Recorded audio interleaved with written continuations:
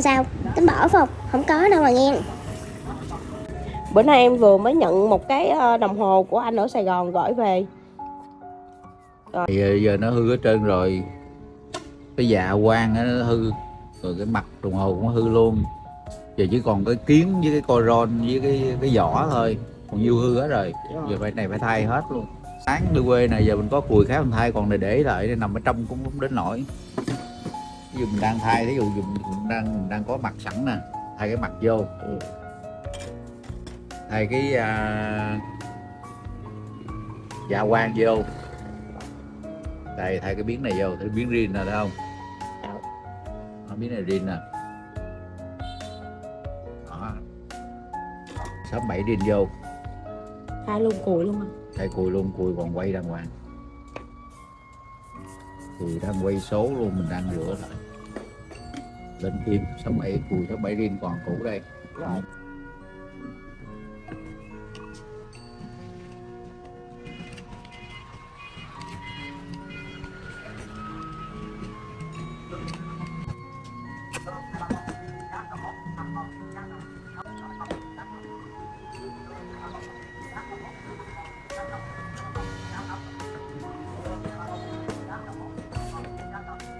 Này có làm rồi mà làm xấu quá.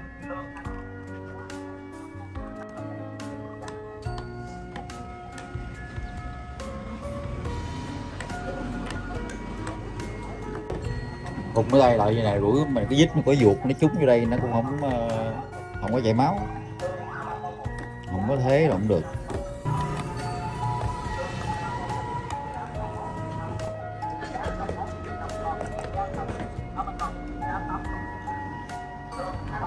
Quá trời tệ.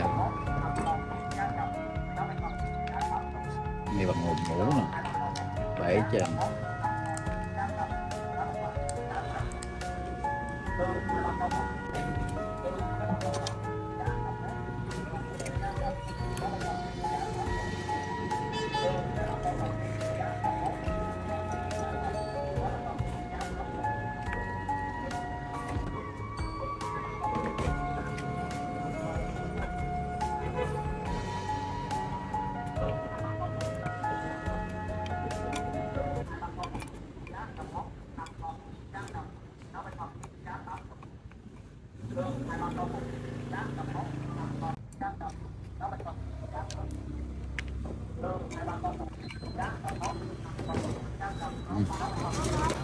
Đúng ở đây nè.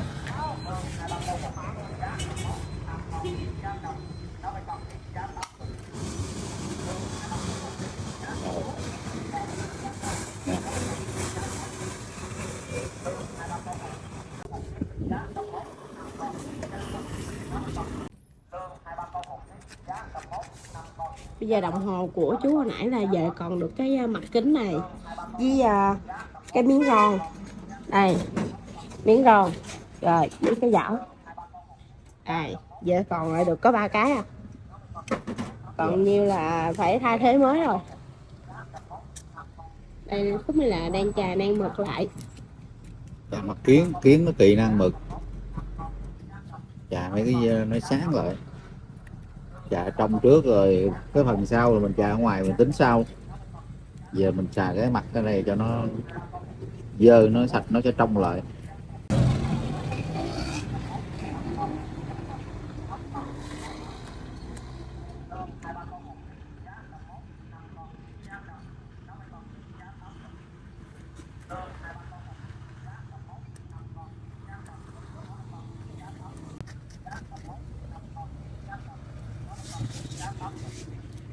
Nữa là mình gọt cái phần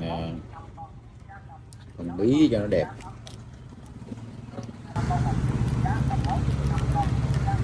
đi cái đường cho nó sạch.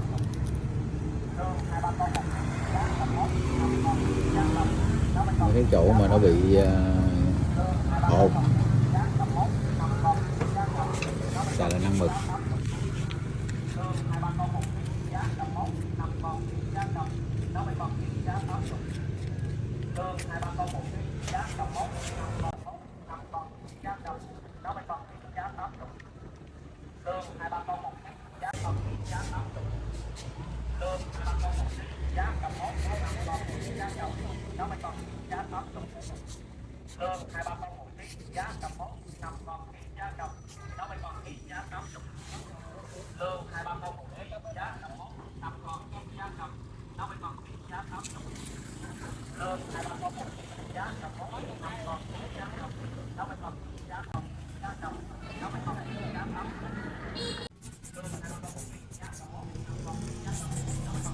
Cái nước gì dài vậy?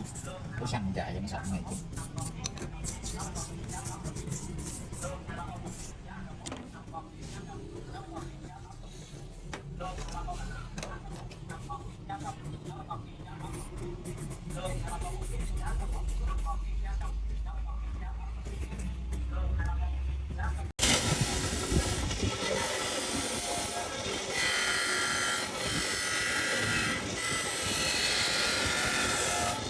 Tình trạng hiện tại là ở phía trong nè là nó bị sét, còn ở phía ngoài này nó bị lủng lỗ nè, là chất lượng nó kém quá, thấy không?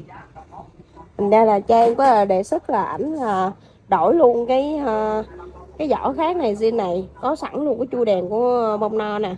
Đâu cái chui đâu? Đây đuôi luôn nè. Chui luôn đó, Dặn vô ra đó rồi. vừa ngon luôn. Đây về thì khách tự đi dây. Đây bóng đèn rồi xong. Rồi cái này là anh khách anh đã đồng ý, nên là bây giờ là tiến hành là ráp mấy cái linh kiện vô thành một cái đồng hồ hoàn thiện. Còn riêng cái này là bị hư rồi thì bên em gửi trả về cho anh khách ha, chứ tiệm ở đây không có giữ ha. Đây là cái cùi sắp bẫy riêng. Bịch để thay vô. Này nó còn quay. Đó, quay rồi nhẹ nhàng là hoàn số lên. Dưới này là mấy cái nhông trục chính, trục đứng, trục nằm đều còn quay hết, trục hàng trăm đầy đủ hết. Mình chỉ cần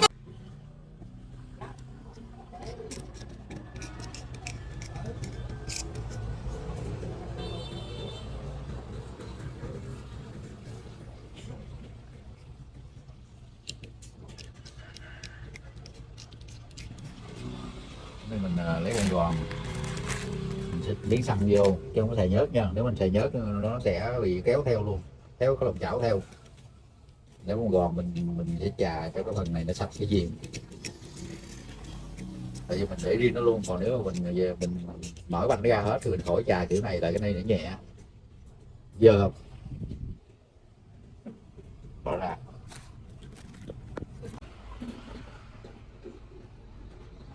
Rồi cái quay phim nếu mà quay mà đâm vào đàng hoàng nè,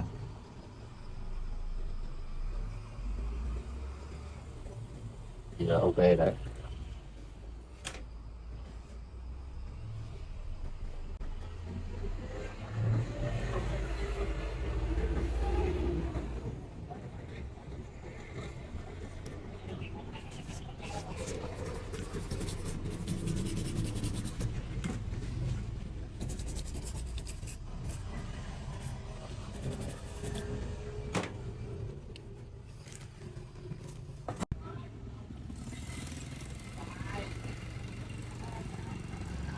Lẹ vậy.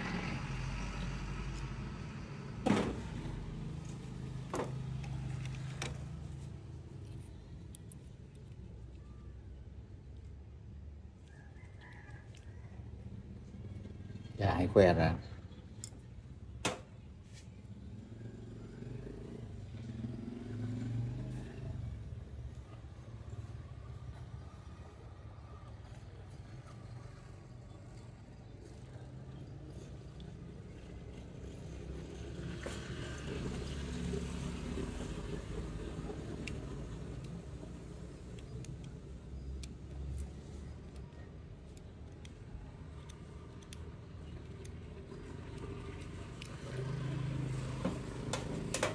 Lấy nguyên cùi ra ngoài.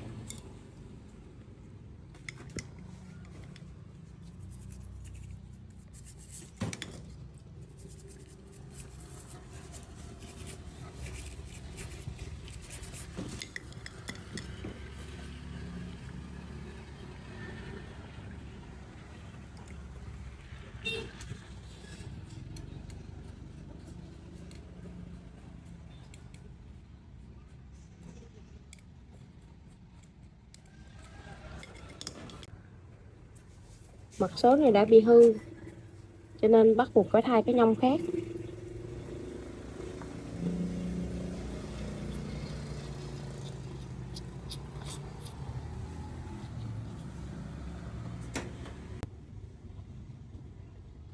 Trục đứng trục nằm đều còn nhảy, thành ra mình thay nhông khác là ok.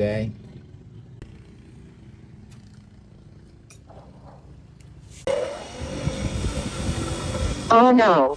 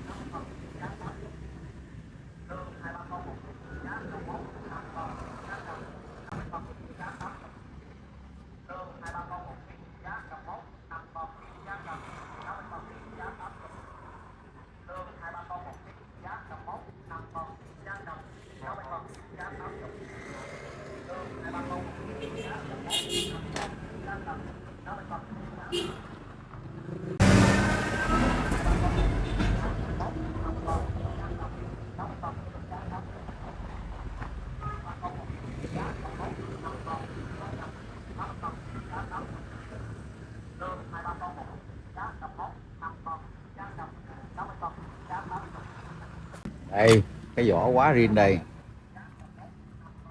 Trước tiên mình bắt lấy cái ngón tay này đè trên cái đầu rồi lại nè. Bắt một con thôi.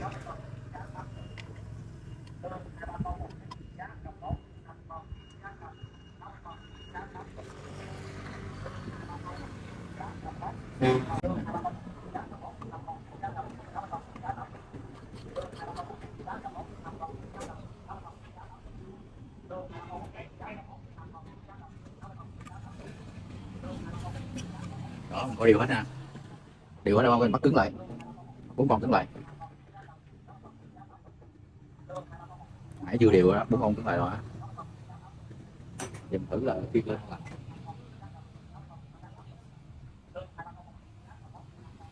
Rồi ok đó. Đây.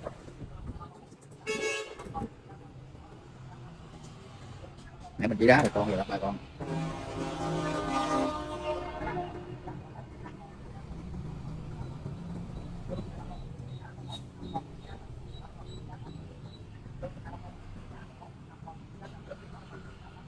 Đó, chiếc con này tính được rồi. Cái gì mà chúng ta phải đá trước là cuối cùng đều hết, mình siết cứng đều được không? Cái bài đó là thợ nào cũng biết.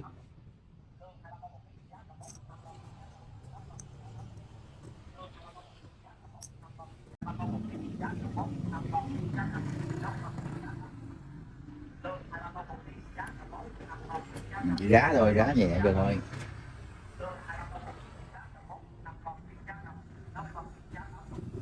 Đá trong mắt cứng nha, đá vừa đụng thôi.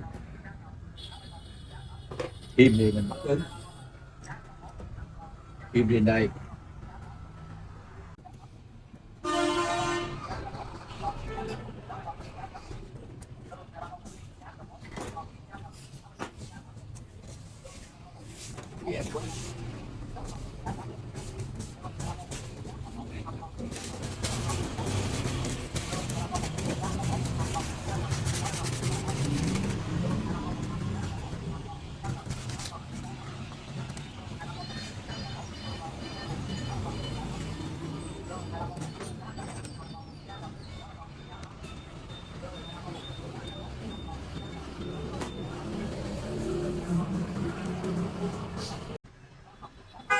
Cách làm ron, khi nào mà ron nó bị hư là mình phải làm vậy.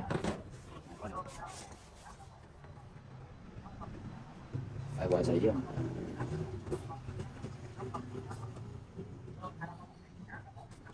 Vẽ không có cần, mà không có cần canh vào tụi đây nè. Tại vì cái mình vẽ bằng cái thủy cái tay, Chứ đâu có tay đâu có đi đâu.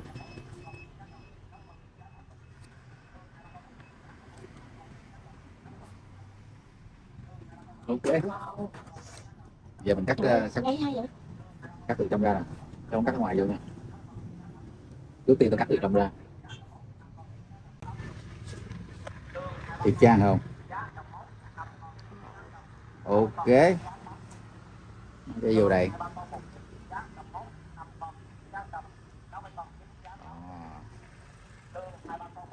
Quá đơn giản.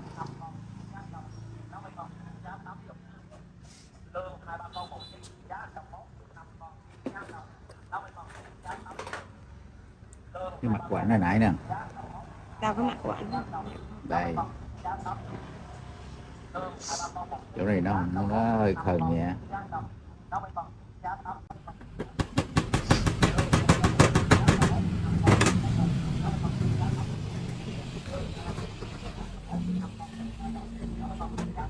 Rồi cà nó một phần cuối.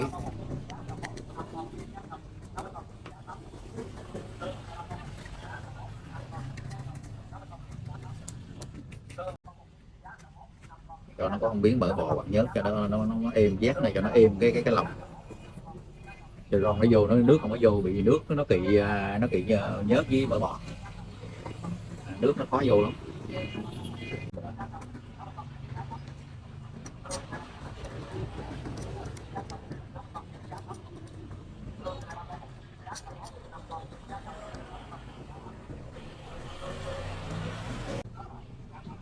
Em kiếm rồi. Rồi cái hâu lột lại nè, con này nè, để cái vỏ xe vô. Chúng ta bật hai bật kia, hai cái ngón tay thôi nè, dùng kỹ nè.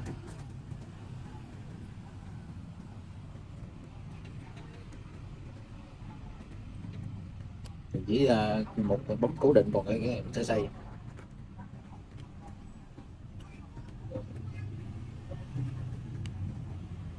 Cái đùi khe vậy nó không có trầy cái dòng xi.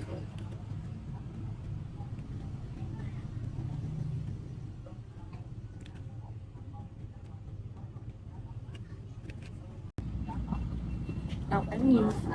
Cái chuyện nó là cắn nghiêng nè, cắn mấy cái chỗ mà để nhỏ thấy nó không đều á. Đánh xéo chứ. Cắn xéo đó. Nè, cục. Cắn nó là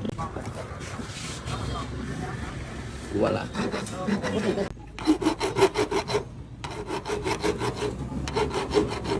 Đũa thì gì cha? Dũa cho nó mấy cái nào nó bị nó hơi nhọn lên nó cho nó bằng lại. Hoặc là như riêng để vô nó cái năng bực mình chà.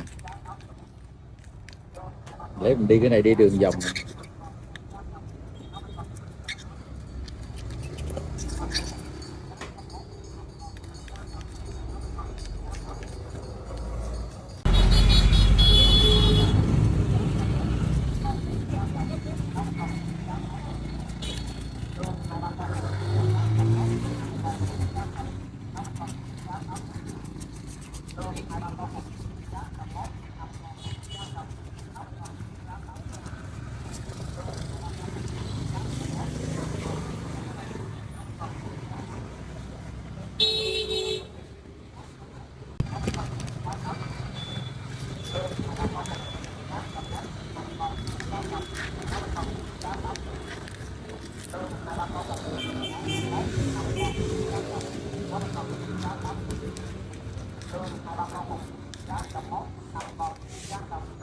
Cô quận.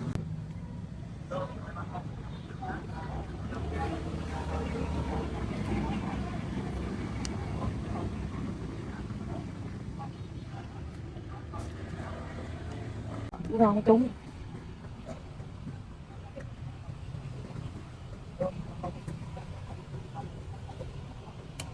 Giờ cái này là cái vỏ ngoài nó riêng rồi, quá đẹp. Rồi.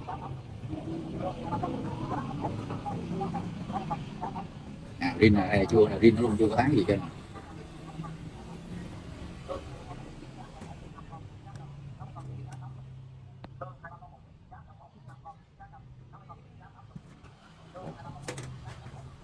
Rồi còn cái phần này là mình gửi về cho khách nha. Đây. Rồi đây là thành phẩm nãy giờ của cha mình sau khi sửa chữa và thay gáp linh kiện nha. Đây.